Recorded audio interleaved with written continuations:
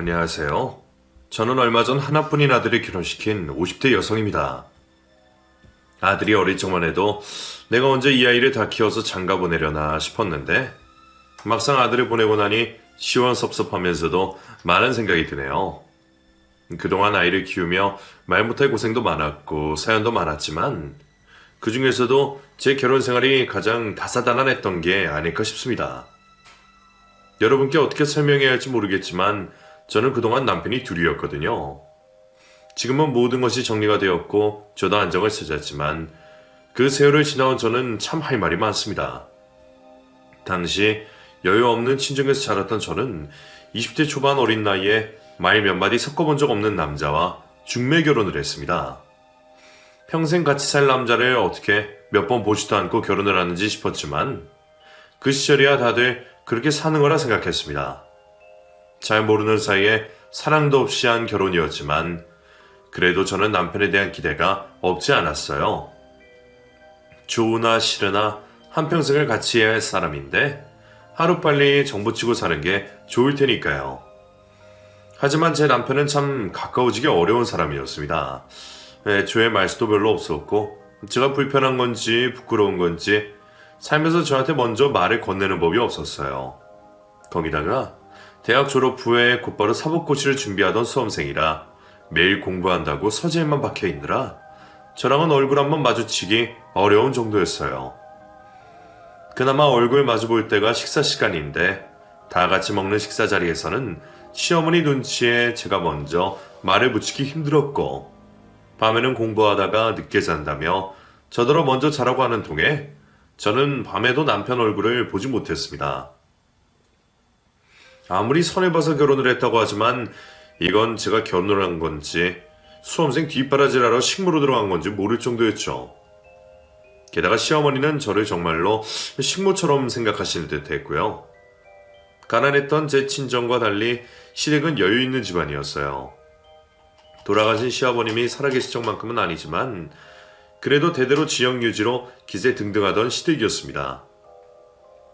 집도 시골에서는 흔히 보기 힘든 기와집이었죠. 며느리는 남인지라 제가 시댁 재산이 얼마나 되는지 모르지만 남편이 돈 벌지 않고도 마음 편히 시험 공부에 매진할 수 있고 혼자 자식 키우며 아무런 고생 모르셨던 시어머니만 봐도 대강의 사정을 알 수는 있었어요. 그런 시댁에서 저희 결혼할 적에 친정이 도움을 주셨던 탓에 어머니는 저를 시댁에 팔려온 종년 취급을 하셨고 저는 구박을 당하면서도 시어머니 앞에서는 늘 죄인이 된 심정이어야만 했습니다. 신세를 진 게 있으니 무슨 수모를 당해도 참는 수밖에 없었죠. 그 집 일하러 팔려온 사람처럼 집안일은 도맡아 하면서도 잘해도 욕먹고 못하면 얻어맞는 그런 신세였어요. 제가 당한 시집살이를 다 말하려면 입이 아파 설명도 하기 싫네요. 저도 사정을 모르고 시집 온 것은 아니었지만 아무리 그래도 며느리인데 어떻게 그렇게나 심하게 구셨을까 싶어 서러웠습니다. 가뜩이나 잘 알지도 못하는 남편한테 시집 와서 외로웠던 제가 모진 시집살이까지 당해야 했으니 어린 나이에 얼마나 마음고생이 심했겠어요. 그런 상황에 남편이라도 제 편이 되어주었으면 했지만 시험 공부하느라 바쁘다는 남편은 늘 제게 무관심하기만 했습니다. 유약한 성격의 남편은 시어머니 앞에서 내 편 한번 들어달라는 말에도 자기는 분란이 싫다며 피하는 사람이었어요. 그나마 남편까지 시어머니와 합세하여 괴롭지 않아 다행이라 해야 할지 모르겠지만 그 집에 내 편은 아무것도 없는 것 같아서 매일 눈물로 베개 잎을 적셔야 했죠. 하지만 이미 시집을 왔으니 어쩌겠어요. 당시만 해도 여자가 이혼을 한다는 건 사회적으로 매장을 당할 분위기였고 제가 감히 시댁에서 이혼 얘기를 꺼낼 수도 없었어요. 이혼하고 싶다고 말만 해도 난리가 날 테고 아마 시댁보다 저희 친정에서 저를 뜯어 말리셨을 겁니다. 그 시절 가난한 집에서 태어난 딸 자식 팔자들이 다 그렇게 했죠. 일찍 시집 가거나 나가서 돈 벌어 남자 형제들 뒷바라지하거나 늘 서럽고 고생해야 하는 것이 여자들 팔자였기에 저만 특별히 힘들다고 불평을 할 수도 없었어요. 그래서 그냥 참고 숨죽이고 살 수밖에 없었습니다. 그때 저는 정말 삶에 낙이 없었어요. 시어머니는 제 얼굴만 봐도 성이 나시는지 늘 화를 내셨고 가장 가깝고 의지되어야 할 남편은 없는 것만 못한 사람이었어요. 솔직히 말하면 저는 남편이 왜 사법고시에 목을 매는지 이해를 알 수 없었습니다. 저보다 7살이나 많은 남편이 사법고시를 준비한 지도 벌써 몇 년째였거든요. 제가 비록 대학 문턱도 밟아보지 못했지만 그런 제가 보기에도 남편이 사법고시 합격한다는 건 뜬구름 잡는 소리나 다름없어 보였습니다. 공부에 별 소질도 없어 보였지만 자기 스스로도 의욕이 없어 보였거든요. 시어머니 성화에 매일 책상 앞에 앉아있긴 하지만 도통 책을 읽기나 하는 건지 몇 날 며칠이 되도록 책 한 장 넘어가지 않는 날들도 있었죠. 그런데도 왜 몇 년 동안 공부를 놓지 않는 건지 저는 이해를 하지 못했습니다. 그렇게 사회활동도 안 하고 틀어박혀 공부만 해서 그런지 남편은 정신이 너무 약했습니다. 남들이 보기에는 별것 아닌데도 과하게 반응을 하고 작은 소음이나 사건에 너무 큰 스트레스를 받아 했어요. 강박 같은 것이 있는지 모든 물건이 늘 제자리에 있어야 했는데 어쩌다 제가 잘못 건드리는 날에는 하루 종일 그 일을 가지고 신경을 쓰곤 했었죠. 뭘 저렇게까지 하나 싶어서 나한테 일부러 저러나 하기도 했지만 살면서 겪어보니 그 사람 성격이 그랬나 보더라고요. 덕분에 예민한 남편 뒷바라지까지 하는 저도 스트레스가 만만치 않았습니다. 거기다 남편이 백수신세라는 게 참 고달픈 일이었어요. 물론 시댁에 돈이 많으니 제가 나가서 돈 벌어야 할 걱정은 없겠지만 그래도 아내인 제 입장에서는 시어머니가 주시는 돈보다는 남편이 벌어다 주는 돈이 좋았어요.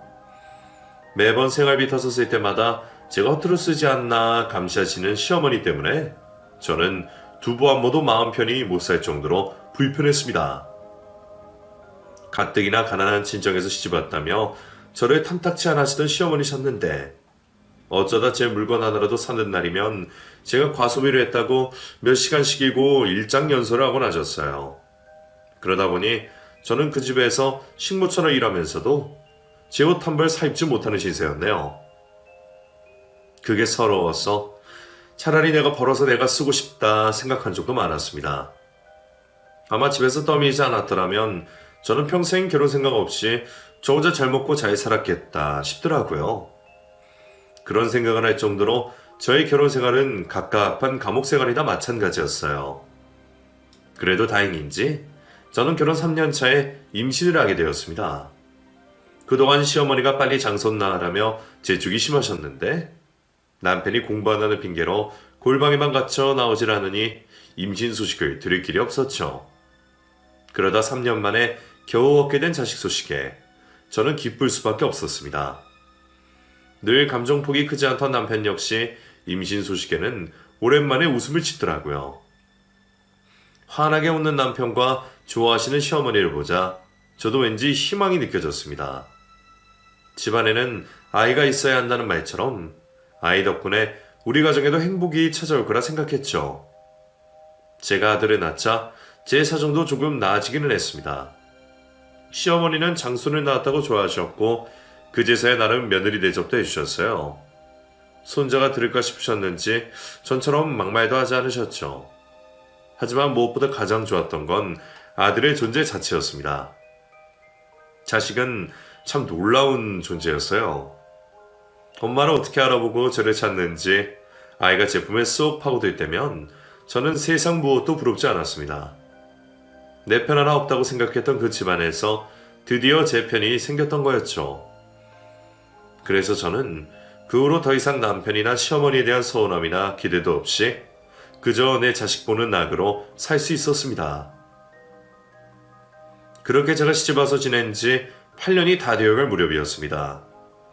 그 사이에도 남편은 여전히 시험 공부를 하고 있었고 저희 아이는 곧잘 말을 하고 걸어다니는 유치원생이 되어 있었죠. 자식이 학교 들어갈 날이 머지 않았는데도 여전히 무직인 남편의 처지가 갑갑했지만 더 이상 기대를 하지 않기로 했으니 저도 욕심을 내려놓았어요. 그래도 시댁에 재산이 있고 시어머니가 손자를 예뻐하시니 적어도 굶어 죽을 일은 없을 거라 생각했거든요. 저희 집 실질적인 가장은 여전히 시어머니셨죠. 그런데 어느 날 그런 시어머니가 갑자기 돌아가셨습니다. 시어머니가 늦둥이 아들을 보셨던 탓에 나이가 적지도 않으셔서 당시로 치면 그리 이른 나이에 돌아가신 건 아니었지만 남편에게는 어머니의 죽음이 갑작스러웠던 모양입니다. 그동안은 자기 어머니한테도 무심한 사람인지라 애정이 있기는 한 건가 싶었는데 그래도 하나뿐인 어머니라 그런지 남편은 시어머니의 죽음에 무척 힘들어했습니다.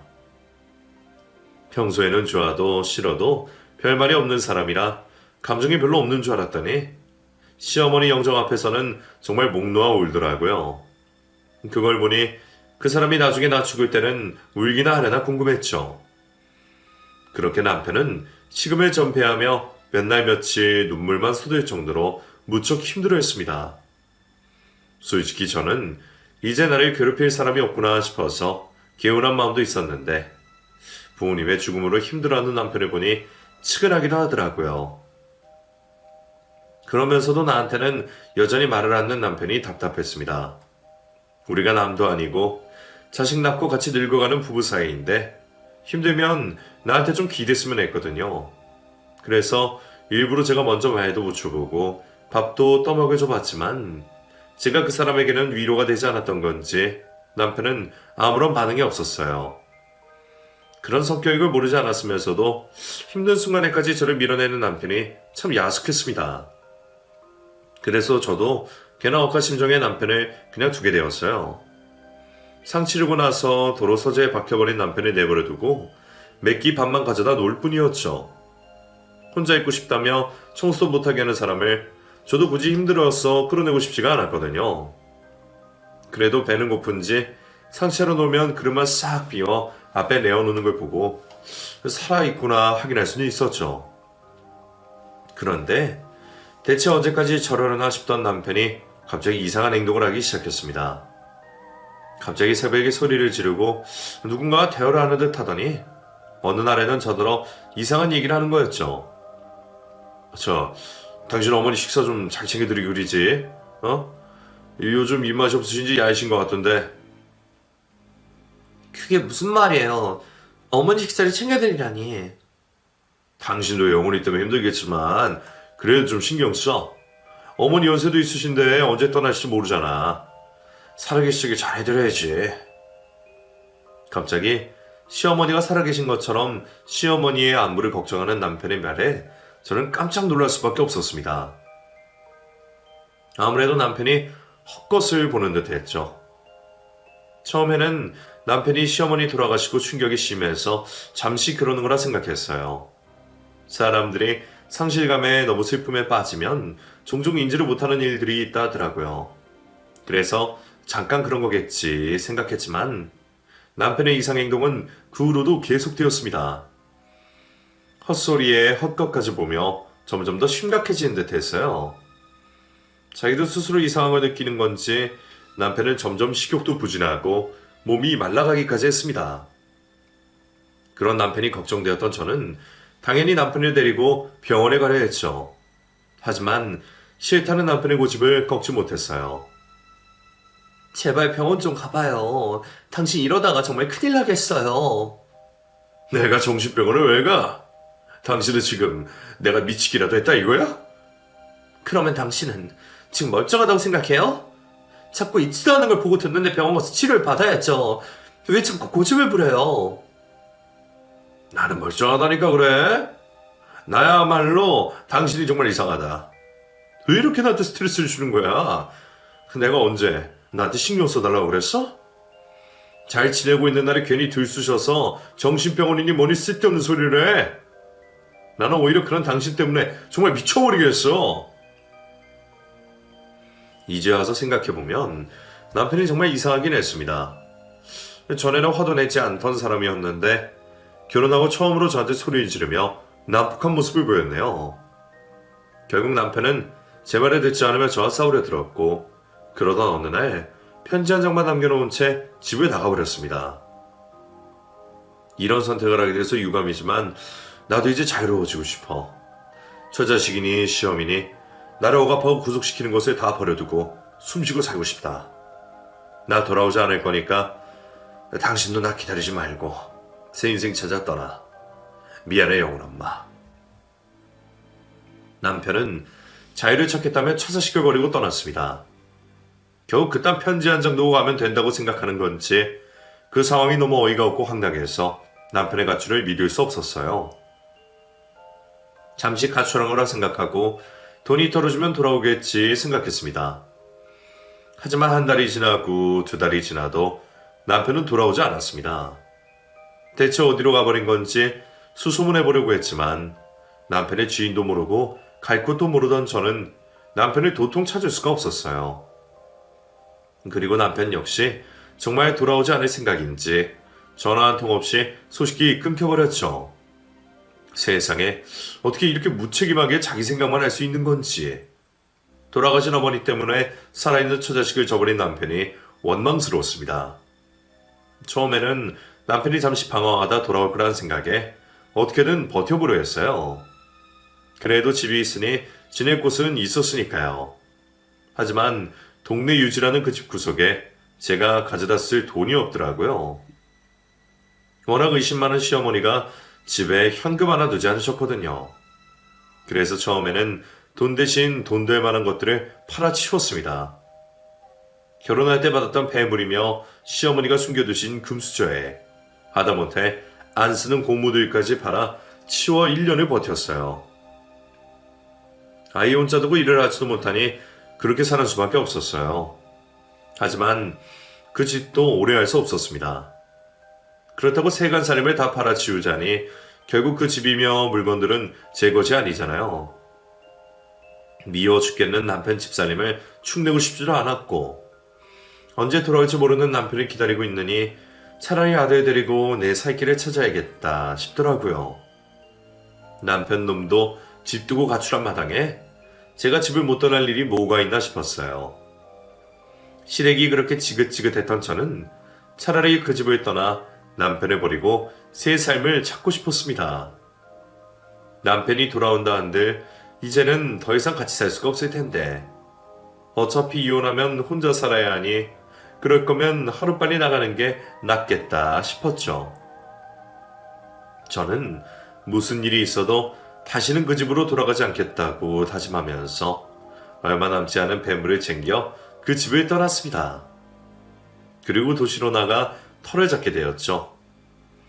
그래도 아무도 없는 곳보다는 아는 사람 하나라도 있는 곳이 낫지 않겠나 싶어 지인이 있는 동네에 방을 얻어 살게 되었습니다. 한 동네 살며 알고 지내던 언니가 그곳에 살고 있었거든요. 그리고 8살이 된 저희 아들은 그곳에서 학교를 다니기 시작했습니다. 그 후로 저는 아는 언니에 따라 일을 다니게 되었습니다. 시집살이 할 때는 네가 뭘 할 수 있겠냐며 먹여주고 재워주는 것만으로 감사하다는 소리만 들었는데 막상 해보니 저도 혼자 잘할 수 있더라고요. 물론 안 하던 일을 하려니 힘들고 어려운 점도 많았지만 시집살이 할 때에 비하면 어려운 것도 아니었습니다. 시집살이하고 살림한다고 돈 주는 사람은 없었지만 일을 하면 돈이 들어오니 그만큼 보람된 게 없었죠. 시어머니한테 돈 받았으면서 내 것 한번 사보지를 못했던 저로서는 내가 버는 돈으로 내 마음대로 할 수 있다는 게 엄청나게 대단한 일이었습니다. 마치 처음으로 자유를 얻은 기분이었죠. 그래서 저는 고되어도 매일 힘을 내며 살 수 있었어요. 이곳에서는 속 썩이는 남편도 없고 괴롭히는 시어머니도 없으니 나 혼자 열심히만 하면 아이 키우면서도 잘 살아지겠더라고요. 그래서 그런지 저는 남편의 존재에 대해 금방 잊어버렸습니다. 서류상으로는 우리가 아직도 부부였지만 안 보고 살다 보니 내가 결혼을 하기나 했던가 싶기까지 하더라고요. 그렇게 저는 제 삶에서 전 남편의 존재를 지우며 제 인생을 살아가게 되었습니다. 그러다 보니 저도 자꾸 욕심이 생기는지 어느 날 분에 넘치는 욕심까지 부리게 되었네요. 저는 어느 날 한 남자를 만나게 되었습니다. 저희 아들이 다니는 태권도 학원 원장님인 태찬 씨였죠. 혼자 사는 저처럼 태찬 씨도 일찍이 자식 없이 사별을 하고 혼자 지내는 사람이었습니다. 둘 다 외롭고 서러운 사정 때문인지 저희는 금세 가까워질 수밖에 없었어요. 혼자 사는 남자가 밥이나 잘 챙겨 먹을까 싶어서 반찬도 챙겨드리고 김장도 나눠드리고 자주 뵙다 보니 어느새 정이 들었는지 연이 닿게 되었네요. 태찬 씨가 좋은 사람이라는 걸 알면서도 제 형편의 지용 같은 건 말도 안 된다고 생각했는데 제 마음이 마음대로 되는 게 아닌지 결국 솔직해질 수 없었습니다. 저는 처음부터 제 사정을 태찬 씨에게 전부 설명했었어요. 이혼녀도 아니고 과부도 아니고 그렇다고 남편이 있는 것도 아닌 복잡한 제 신세를 말이죠. 그렇다고 벌써 10년 가까이 연락 없는 남편을 두고 제가 외도를 한다고 말할 수도 없겠지만 호적상으로는 제가 전 남편과 부부관계인 것이 여전했습니다. 그동안은 있으니 없으니 상관없는 인간이라 생각하고 애써 잊고 살았는데 제가 다른 사람과 새 출발을 하려고 하니 그 인간이 제 발목을 잡더라고요. 결국 저는 태찬 씨와 새 출발을 위해서라도 전 남편을 찾아야만 했습니다. 그동안 제가 아무 노력도 하지 않은 건 아니었어요. 저도 전 남편과 이혼해보려고 여러모로 노력해봤지만 연락이 닿지도 않고 소식도 모르는 사람이랑 어떻게 이혼을 할 수 있겠나요? 어디서 뭐라고 지내는지 소식도 없는 남편을 찾아서 이혼을 하는 것은 불가능한 일이었습니다. 법적으로 어떻게든 해보겠다고 이혼 소송장도 여러 번 보내봤지만 그것도 결국 전 남편 쪽에서 수령을 해야 한다더라고요. 그러니 결국 그 인간의 의지가 없으면 제 쪽에서는 아무것도 할 수 없는 상황이었습니다. 숨어버린 그 인간 때문에 나는 행복을 누릴 수 없는 건지 정말 억울한 심정이었어요. 결혼 한 번 잘못했다가 이게 무슨 꼴이야? 그 인간은 처음부터 끝까지 내 인생을 망치려고 그러나 봐. 역시 나는 행복하면 안 되는 사람이었나 봐. 내 스스로에 무슨 행복을 찾겠다고. 괜히 나 같은 여자랑 엮어서 태찬 씨까지 힘들게 만들었네. 정말 미안해, 태찬 씨. 왜 그런 소리를 해? 행복하면 안 되는 사람이 어딨어? 진경 씨는 행복해질 수 있고 내가 꼭 그렇게 만들 거야. 이혼 못하면 어때? 우리만 떳떳하면 되는 거지. 그렇다고 설마 그 사람이 평생 숨어 살 수 있겠어? 언젠가는 다 해결될 거야. 그렇다고 우리 관계까지 망치지 말자. 우리가 같이 이겨내면 되지. 저는 전 남편과의 혼인관계를 정리하지 못해 태찬 씨와 이별까지 고민했지만 태찬 씨는 그런 저를 붙잡아주며 저희의 미래를 함께 꿈꿔주었습니다. 당장 혼인신고를 못하더라도 우리 관계는 달라진 건 없어. 영훈이를 내 호적에 못 올릴 뿐인 거지 내가 영훈이 아빠 노릇을 못하는 건 아니잖아. 나한테 서류 같은 건 안 중요해. 나 좋은 남편, 좋은 아빠의 자신이 있어. 내가 당신이랑 영훈이 끝까지 지켜줄게. 그렇게 말하는 사람을 제가 어떻게 저버릴 수 있었겠어요? 결국 저는 태찬 씨와 사실혼 관계를 유지하며 새 출발을 하게 되었습니다. 여전히 호적상 남아있는 전 남편의 흔적으로 불편한 일이 한두 가지가 아니었지만 그럼에도 저와 태찬 씨의 관계에는 아무 문제가 없었습니다. 어려움을 함께 극복하기로 약속했던 만큼 쉽게 무너지지 않기로 다짐했거든요. 그렇게 제 남편이자 영훈이의 새아빠가 되어준 태찬 씨는 정말 자기 역할을 잘 해주었습니다. 저와 아들은 태찬 씨를 만나고서부터 비로소 가족을 가진 기분이었습니다. 저는 처음으로 살아있는 것을 해보았고 아버지의 존재를 늘 그리워하며 친아버지에게 관심받지 못했던 아이가 처음으로 아버지의 사랑을 누리며 안정을 찾아가기 시작했어요. 혹시나 아이가 저희 사이를 못 받아들이면 어떻게 하나 걱정이었던 시기도 있었는데 누구보다 노력하고 진심을 다하는 새아빠의 마음을 알아준 아들은 새로운 가정에 금방 적응해 갔습니다. 그렇게 저희 세 사람은 온전한 한 식구가 되었죠. 남편 덕분에 너무나 행복했지만 한편으로는 그래서 더 불안하기도 했어요. 대체 언제까지 이 불안전한 관계를 유지할 수 있을지. 정말 마음 같아서는 무슨 수를 써서라도 전 남편을 찾아 이혼 도장을 찍고 싶었습니다. 하지만 그런 제 심정을 아는지 모르는지 전 남편은 여전히 소식 없이 오리무중일 뿐이었어요. 정말 억울했던 건 그런 전 남편이 실종 상태는 아니었다는 겁니다. 성인의 경우에는 가족들과 연락이 되지 않는다고 실종이 아니더라고요. 아주 가끔이지만 생존 반응은 있었기에 경찰에서는 전 남편이 실종이 아니라 가출이라며 저를 도와줄 수 없다고 했습니다. 그렇다고 생존 반응을 찾아 전 남편과 연락을 할 수도 없었어요. 그놈의 개인정보 때문에 직접 연락이 닿지 않는 한 그 사람이 어디서 뭘 하고 지내는지 제게 알려줄 수가 없다는 거였죠. 그런 식이면 저 같은 사람들은 이혼도 하지 말라는 건지 저는 정말 괴롭고 억울하기만 했습니다. 결국 혼자서는 아무것도 할 수 없었던 저는 차라리 전 남편의 사망 소식을 기다릴 수밖에 없었어요. 그 인간이 대체 어디서 뭘 하고 지내는지 모르겠지만 평생 내 발목을 잡으며 이혼을 안 해줄 생각이라면 죽어서 헤어지는 수밖에 없겠다 싶더라고요. 너무 극단적인 생각일지 모르지만 당시에 고통받던 솔직한 제 심경이 그랬습니다. 그리고 그런 생각은 아들의 결혼을 앞두고 더 깊어질 수밖에 없었어요. 전 남편이 떠나고 벌써 20년이라는 세월이 흘렀습니다. 그 사이 꼬마였던 아들은 어엿한 직장인이 되었고 결혼할 여자까지 있는 상황이었어요. 당장 결혼식을 올리겠다는 건 아니지만 몇 년 안에 식을 올려야 할 상황에 벌써 20년 동안이나 소식이 없는 전 남편은 저희의 고민거리일 수밖에 없었습니다. 저는 지긋지긋한 전 남편을 끊어내고 싶은 마음이 컸고 아들은 그동안 키워준 새아빠에 대한 보답으로 결혼식을 올리기 전에 남편 호적으로 들어가고 싶어 했어요. 저 역시 아들이 지금 남편과 다른 성으로 결혼을 한다는 게 마음에 걸렸기에 제발 결혼 전에 전 남편을 만나 이혼을 하고 해결해 보기를 바랄 뿐이었죠. 더 이상 전 남편을 기다리기만 할 수 없었던 저는 최후의 수단을 알아볼 수밖에 없었습니다. 배우자가 실종되어 이혼 소송을 할 수 없는 경우에 법원에다가 혼인 해소를 청구할 수 있다고 들어요.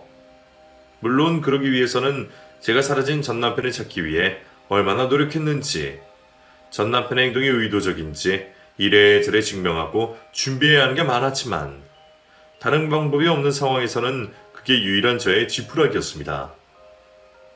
제가 증거들을 마련할 수 있을지 막막했지만 어떻게든 해보려면 노력을 할 수밖에 없었어요.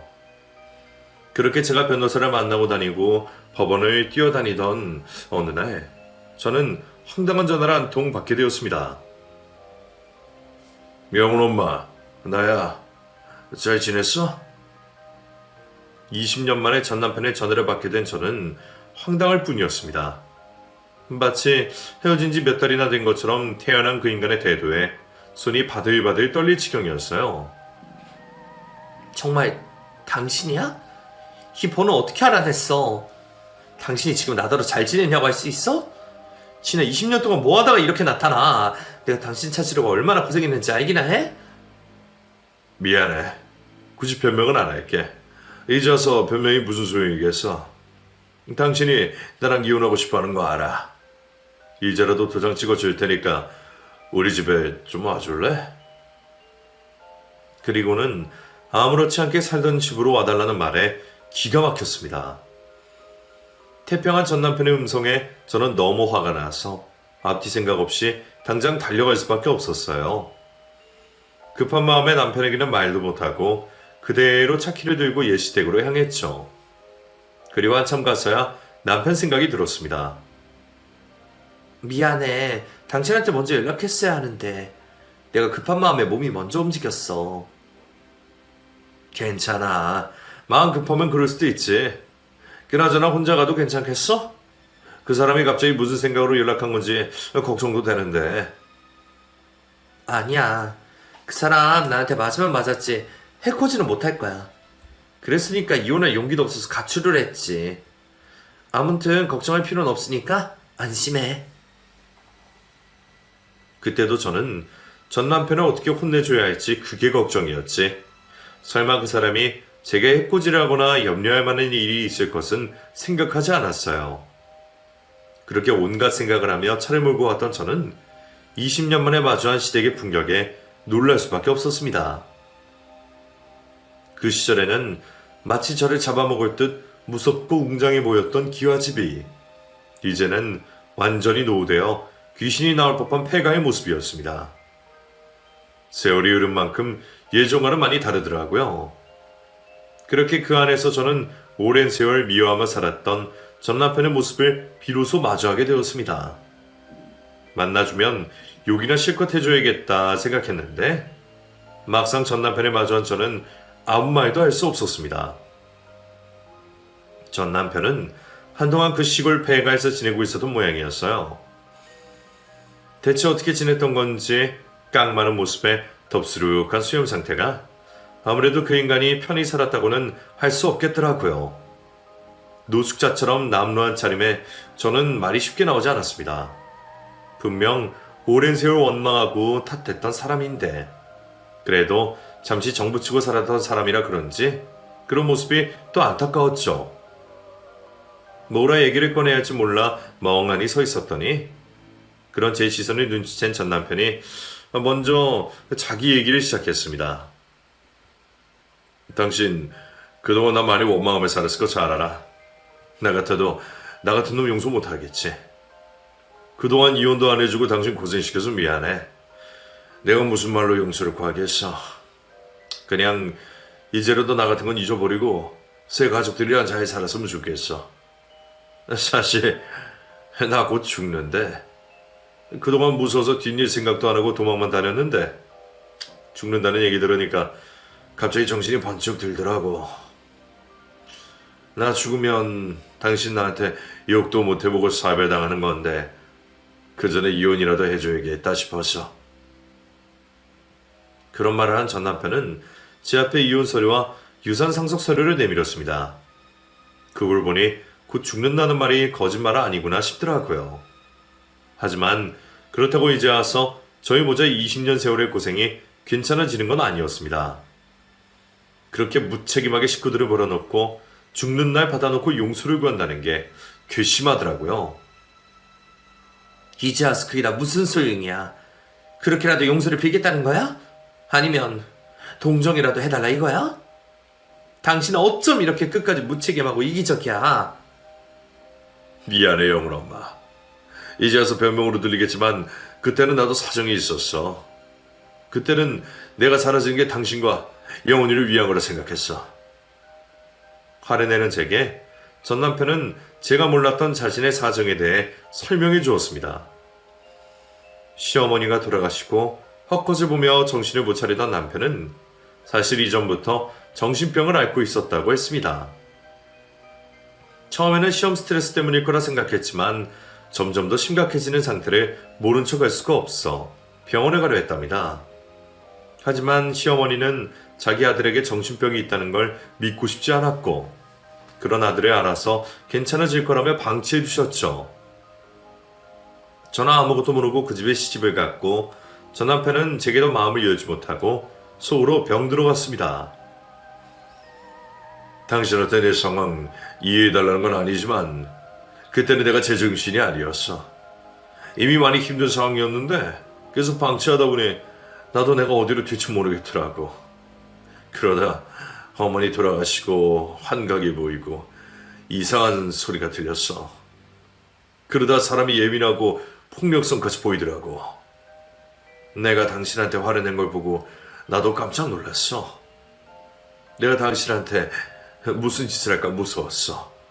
그때는 정말 다른 생각을 할 수가 없어서 그냥 도망가는 밖에 길이 없더라고. 그래서 제정신도 아닌 상태로 그냥 집을 나가버린 거야. 그렇다고 어떻게 처자식을 버리고 도망을 가? 차라리 도와달라 했어야지. 지금은 나도 후회가 되지만 그때는 그냥 당신이나 영훈이가 어떻게든 살겠지 싶었지 다른 생각을 못했어. 나도 잘 살았던 건 아니야. 처음 몇 년은 길에서 노숙하면서 아무 생각 없이 살았지. 혼자 있다 보니까 정신은 점점 더 안 좋아지고 상태는 더 나빠졌어. 그러다가 보호소 같은 곳에도 가고 무연고자로 몇 년을 살았어. 완전히 나아지면 당신이랑 영원히 만나야겠다 생각했는데 그게 쉽지 않더라고. 그러다가 당신이 새 출발한 걸 알고 그냥 내가 없어져야겠다 싶었지. 그러다가 지금은 도움받고 치료도 받아서 조금 좋아진 상태였는데 하필이면 이제 내 목숨이 다 해버렸네. 그동안 제가 몰랐던 그 사람의 속내를 듣게 된 저는 저도 모르게 오열할 수밖에 없었습니다. 무슨 마음이었는지는 잘 모르겠지만 아마 전 남편에 대한 연민과 안타까움, 그리고 그런 남편을 만나 고생했던 제 인생에 대한 미련들이었던 것 같아요. 저도 전 남편의 사정을 듣고 조금 이해되는 것은 있었지만 그렇다고 해도 그 사람이 전부 이해가 되는 건 아니었어요. 결국 혼자를 택하고 저를 버린 것은 그 사람의 선택이었으니까요. 하지만 그 사람도 고통과 번뇌가 있었을 거란 생각에 이제 곧 죽음을 앞둔 그 사람을 탓하기만 할 수는 없었습니다. 이제라도 나타나서 용서를 구하는 게 다행인가 싶었던 생각에 조금이나마 마음이 풀렸던 저는 그 사람을 그 폐가에 혼자 두고 나올 수가 없었습니다. 언제 죽을지도 모른다는데 사람이 지낼 수 없는 그곳에 아픈 사람을 방치하는 건 사람도리가 아니다 싶었어요. 그리고 제 아들에게도 그 사람이 직접 사과를 전했으면 했습니다. 결국 저는 전 남편을 집으로 데려가기 위해 남편에게 전 남편의 사정을 전했습니다. 싫다고 하면 어쩔 수 없을 거라 생각했는데 남편은 흔쾌히 제 부탁을 들어주었습니다. 어쩌면 저보다도 그 사람에게 원망이 많았을 남편은 저보다도 그 사람의 사정을 더 안타까워했어요. 진짜 데려가도 돼? 나 때문에 무리할 필요 없어. 당신이 불편하다고 하면 다른 곳에서 지내게 하고 영훈이만 만나보게 해도 되니까. 아니야, 정말 진심이야. 물론 우리 관계가 불편하긴 하겠지만 나도 영훈이 친아빠 만나보고 싶기도 했었고 사정이 그렇다는데 어떻게 모른 척 하겠어? 그리고 나는 늦었지만 남은 시간이라도 영훈이가 친아버지랑 시간을 보냈으면 좋겠어. 그게 내가 영훈이한테 해줄 수 있는 선물 같아. 마음이 바다 같은 남편 덕분에 저는 전 남편을 집으로 데려가게 되었습니다. 처음에는 안 가겠다는 전 남편도 아들 얘기를 꺼내니 더 거절하지 못하더라고요. 나한테 미안하다 대신 절해달라고 하지 말고 당신이 영훈이 보고 직접 사과해. 그리고 당신 유산에 영훈이가 받겠다고 할지 직접 물어봐. 갈 때 가더라도 당신이 정말 영훈이 아빠라면 애한테 마지막으로 그 정도는 해야지, 안 그래? 제 말에 전 남편은 흐느껴 울기만 했습니다. 그거 보면 자기도 자식 생각을 아주 안 하진 않은 것 같은데 그 속이 어땠을지 이해하기도 어렵고 마음이 복잡하더라고요. 그렇게 20년 만에 아버지를 만난 영훈이는 처음에는 만나기를 거부했어요. 그래서요, 불쌍하니까 이해해줘요? 그 사람 때문에 우리가 얼마나 힘들었는데 나는 볼 생각 없어요. 당연한 반응이라 생각해 그 정도로 말아야 하나 싶었는데 그런 영훈이를 보며 남편이 나섰습니다. 영훈아, 나는 네가 친아버지랑 남은 시간을 보냈으면 좋겠어. 우리가 직접 겪어보지 않고서는 각자의 사정을 다 알 수는 없잖니. 아버지를 미워하는 마음은 이해하지만 사람 마음은 생각보다 복잡하단다. 늘 원망하다가 어느 날 갑자기 친아버지가 보고 싶어질 수도 있잖니. 나는 네가 나중에 이 일을 후회하는 날이 오지 않았으면 좋겠어서 그러는 거야. 이제 돌아가시면 더 이상 원망할 것도 없어질 텐데 화를 내더라도 직접 만나보는 게 좋지 않겠니? 워낙 남편에 따랐던 아들은 결국 새아빠의 말을 듣고 친부를 만나게 되었습니다. 그리고 그 사람이 떠나기 전까지 짧은 시간을 함께 했죠. 그 후로 전 남편은 2달을 저희와 지내다가 떠났습니다. 그리고 그 2달간 저희는 같이 살았던 때보다 훨씬 많은 대화를 나누게 되었어요. 저는 그제서야 그 사람을 조금이나마 이해할 수 있었고 그 사람을 향했던 증오들을 덜어낼 수 있었습니다. 아마 끝까지 사정을 모르고 전 남편의 죽음을 마주했더라면 저는 남은 평생 그 사람을 원망하느라 시간을 허비했을 겁니다. 그래서 저는 전 남편과의 재회가 그 사람이 제게 처음이자 마지막으로 건넨 선물이라 생각했습니다. 전 남편도 혼자 있는 것보다는 나았는지 떠나는 마지막 모습은 꽤 편안해 보였어요. 그 사람도 불쌍한 인생이다 싶어 일찍 떠나는 게 안타까웠는데 그나마 마지막 가는 길에 제가 도움을 줄 수 있어서 다행이라 생각했습니다. 그리고 저희 가족은 그 사람의 장례까지 무사히 치러주었어요. 새 남편이 전 남편 장례식을 지키는 모습이 이상했지만 그 안에는 남들은 모르는 저희만의 사정이 있었네요. 그리고 저는 그런 불편한 일을 자처해준 남편에게 늘 고맙고 미안했습니다. 남편 복 지지리도 없다 싶었던 제가 재혼은 참 잘했구나 싶더라고요. 그 뒤로 아들에게는 전 남편이 남긴 유산이 돌아갔어요. 그리고 아들은 키워주신 아버지에 대한 감사함을 보답하겠다며 남편에게 그 돈을 맡겼죠. 이걸 왜 나를 주니? 네가 받은 유산인데. 나는 이거 못 받는다. 이 돈으로 아빠가 저한테 해주신 걸 다 갚을 수는 없지만 저도 이제는 아빠를 조금이나마 돕고 싶어요. 아빠가 쓰시고 남은 거는 나중에 저 장가갈 때 보태주세요. 저는 그거면 좋아요. 두 사람이 실랑이를 벌였지만 결국 아들의 고집이 이겼습니다.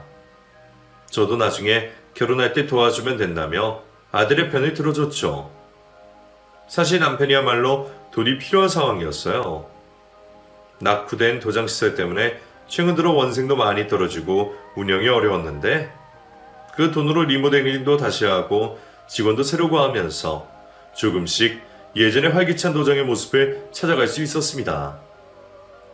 덕분에 남편도 다시 기운을 얻었고 젊었을 적 못지않게 열심히 일을 하게 되었죠. 빠듯했던 저희 집 형편도 조금은 나아졌고 결혼을 생각하고 있던 아들 역시 이듬해 결혼식을 준비할 수 있게 되었습니다.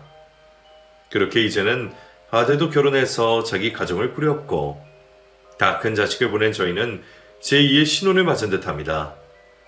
앞으로는 저도 더 이상 미움 없이 행복만 하고 싶네요.